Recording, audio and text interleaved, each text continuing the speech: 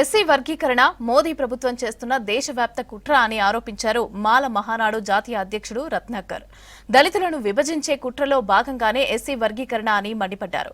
దేశంలో ఇప్పుడిప్పుడే SC, ST, బీసీలు ఒక్కటవుతున్నారని, వారిని విడదీసేందుకు బీజేపీ ప్రయత్నిస్తోందని విమర్శించారు. కేంద్రం మొండి వైఖరితో ఉంటే రైతు చట్టాలకు వ్యతిరేకంగా జరిగిన ఉద్యమం తరహాలోనే ఎస్సీ వర్గీకరణ వ్యతిరేక ఉద్యమం ఉంటుందని హెచ్చరించారు రత్నాకర్. ఎస్సీ వర్గీకరణ పేరుతో మన ఎస్సీ లిస్ట్ లో దేశవ్యాప్తంగా ఉన్నటువంటి 1108 ఎస్సీ కులాలను తొక్కేసేటటువంటి కార్యక్రమం బీజేపీ మోడీ గారు చేపట్టారు. మిత్రులారా, దీనిపై మనం స్పందించి పోరాటం చేయకపోతే మన జాతి మరి చరిత్రలో కలిసిపోయేటటువంటి అవకాశం ఉంది. మిత్రులారా, తెలుగు రాష్ట్రాల్లో మాల సోదరులు, బంధువులు కూడా, ముఖ్యమంత్రులిద్దరూ కూడా వాళ్ళు ఇచ్చినటువంటి ఎన్నికల్లో హామీలను పక్కదోవ పట్టించి వేరే పని లేనట్టుగా మరి అశాస్త్రీయంగా ఎస్సీ వర్గీకరణ చేశారు. మిత్రులారా, ఎస్సీ వర్గీకరణ రద్దు చేయాల్సిందే. ఎందుకంటే మనకి ఎస్సీ వర్గీకరణ పేరుతో ఇచ్చేది ఎంగిలి మెతుకులు మాత్రమే, 100లో 4 మిత్రులారా.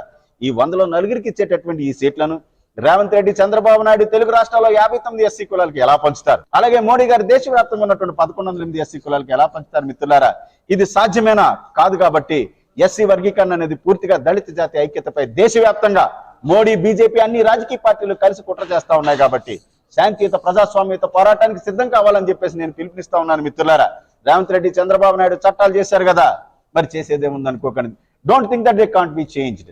అదేమన్నా భగవద్గీత, ఖురానా లేక బైబిలా? మిత్రులారా, చేంజ్ చేయలేకపోవడానికి ప్రజాస్వామ్యంలో ప్రజలే సుప్రీం. కాబట్టి మనమంతా శాంతియుతంగా, ప్రజాస్వామ్యతంగా పోరాటం చేస్తే వీరంతా కూడా వెనక్కి పోవాల్సిందే. మిత్రులారా, ఎస్సీ లిస్టులో ఉన్నటువంటి మిగతా కులాలకి న్యాయం చేసేటటువంటి ప్రాసెస్ కానే కాదు, ఎస్సీ లిస్టులో డెవలప్ అయినటువంటి ప్రతి కులాన్ని కుట్రపూరితంగా తొక్కేసేటటువంటి కార్యక్రమం. కాబట్టి రాష్ట్ర వ్యాప్తంగా, దేశవ్యాప్తంగా ఉన్నటువంటి మాల సోదరులు మరి ఎస్సీ వర్గీకరణను వ్యతిరేకించేటటువంటి దళిత సోదరులందరూ కూడా ఉద్యమానికి కలిసి రావాలని చెప్పేసి కోరుకుంటూ doctor Ratnakar, national president for racks and Mala.